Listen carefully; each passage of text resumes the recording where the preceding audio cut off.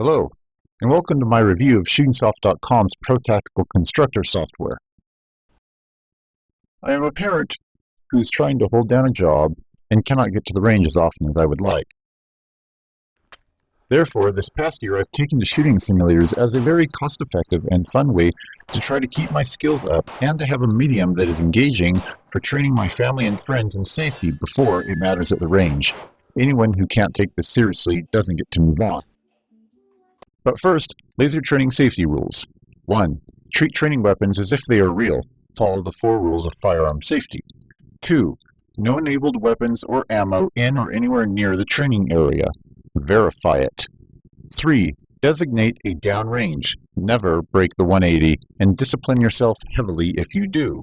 Laser firearm training is a very powerful tool that will get you comfortable with firearms quickly. However, this will also potentially make you very complacent for safety, so you must exercise discipline at all times. This image is an example of the laser training weapons I use. While some are dedicated laser pistols, others were airsoft that have been decommissioned and converted into laser guns, whether they were basic cheap springs, which are painted orange here, or gas blowbacks, which potentially can still fire projectiles. You must exercise safety or someone may get an eye out, whether by photons or projectiles. To begin, we start a new scenario, go into the editor, create a building block, which is a 3x3, and we'll take the ceiling tiles off so we can modify what's inside of it.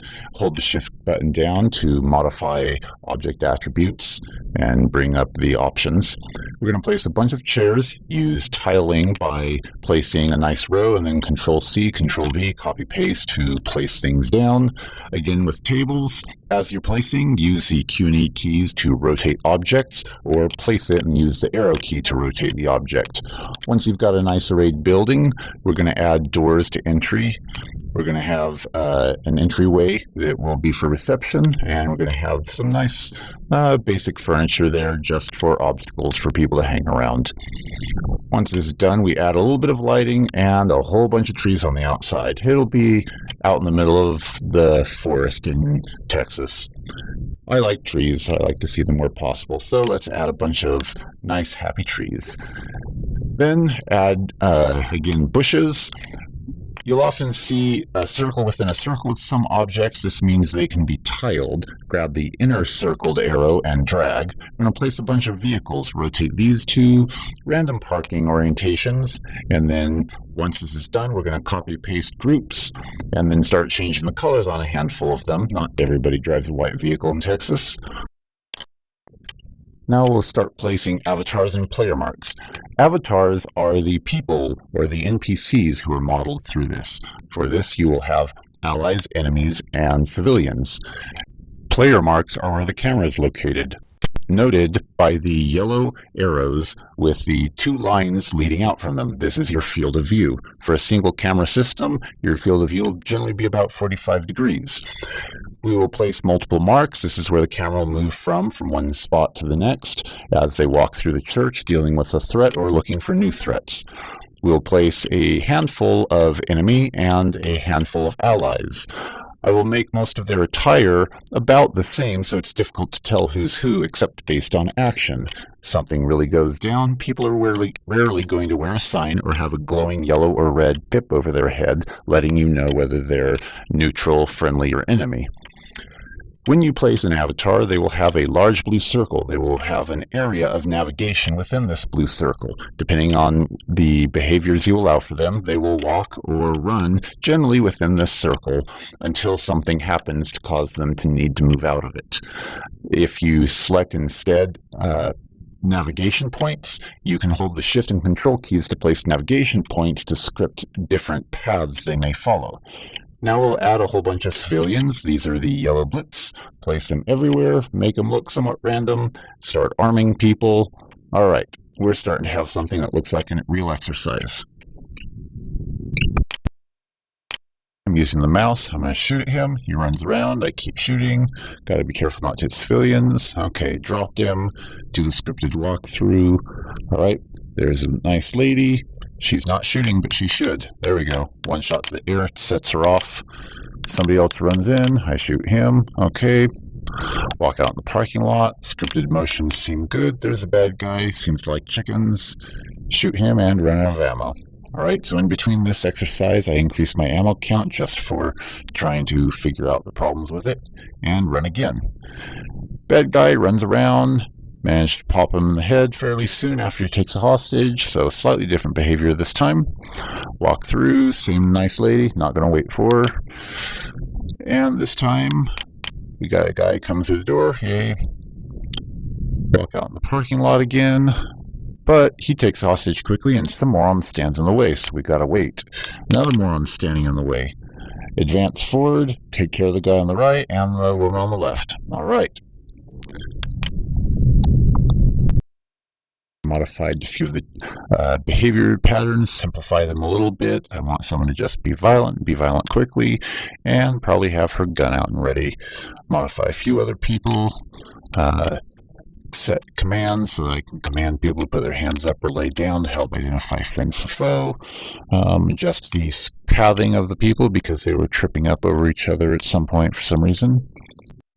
Before doing a walkthrough, here's a basic projector setup. It's an old XVGA ViewSonic.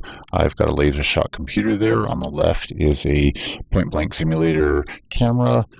I have a Bluetooth keyboard with trackpad or touchpad on it. It's not great, but for interfacing with this computer to execute programs, it's just fine. Otherwise, I remote into it wirelessly through the local network. I've got a couple of flash drives here for loading updates or loading sound files and stuff that I pull off another computer if I happen to do that, say, while I'm at work. And the system works pretty well. Loading on these screens can take a few seconds, so it depends on the computer you're running. So I give it a run through. On this first run through, I've got commands. I'm going to start using them to try to identify friend from foe. Walk in, draw as soon as there's trouble, and try to identify the bad guy. Notice there are two other people with guns in view. Oh, bad guy took a hostage. Pretty easy to identify and drop him. Good shot. Okay. There was a glitch later, so I had to reset. Once again, a good guy has his gun out, but he's not doing anything. A little suspicious, but I'll let it slide. Until everyone put their hands up and then lay down. Come on, where's the bad guy? Oh, there he is, takes a hostage. Yep. Put a few rounds in him. He's got body armor. He really soaks it up. Makes it interesting that a few body shots won't necessarily drop him. And now he's near other guys. I've got to be careful what I'm shooting at. Try to carefully snipe him, and got him.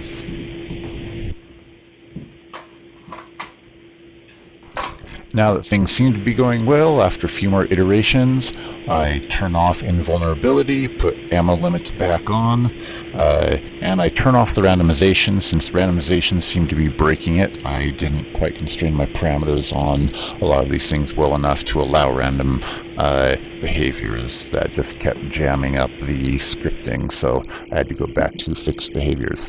I'll eventually re-enable it, but I'll probably keep behaviors scripted and just randomize appearances so I don't know who's who, randomize some start locations. At this point, it's good to note that you can choose whether or not certain avatars have random enabled or disabled for them specifically, so that even if you do a global randomization, it will still prevent local randomization. Right. We walk through. Scripting seems to work pretty well. I'm going to slowly walk and pie this corner. And she's got a weapon out. Yep, definitely a bad guy. Oh, he's definitely a bad guy too. Cool, that was easy.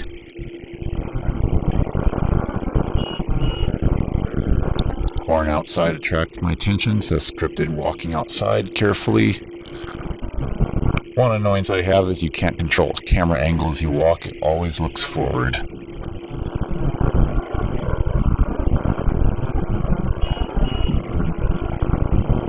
Alright, I'm going to call out a command to try to identify. Oh, that's easy to identify. Holding hostage and drop him. I call a command. She doesn't get down, starts shooting at me, so I shoot back. Notice that pedestrian carrying a weapon was still standing there because he was done doing his job. Two more guys. I dropped one of them. This guy disarmed, so I'm not allowed to shoot him anymore. I actually shouldn't have shot them that time. Looks like the cop who was behind him already disarmed him. And cycle through, see what the collateral is, see what I contributed to and the allies. We're getting on 10 minutes, so I'm going to wrap up this review. I'm going to do a few more reviews on the software because it's actually pretty powerful. There is a lot you can do, and it's largely limited by your imagination. Don't be gentle on yourself in training. Push yourself. Make yourself think. This software is great for making yourself think, because if you ever have to actually pull your weapon, you want to make darn sure you're making the right call. This software can at least help you challenge some of your preconceptions about what you might do in situations. The randomization feature is incredibly powerful. You can walk into a simulation you've generated and not know what's going to go down. This will keep you on your toes, and it will keep you thinking anytime, regardless of whether or not your weapon is deployed. And in creating this review, I also realized I was flagging nearly everybody. There's something I need to be working on.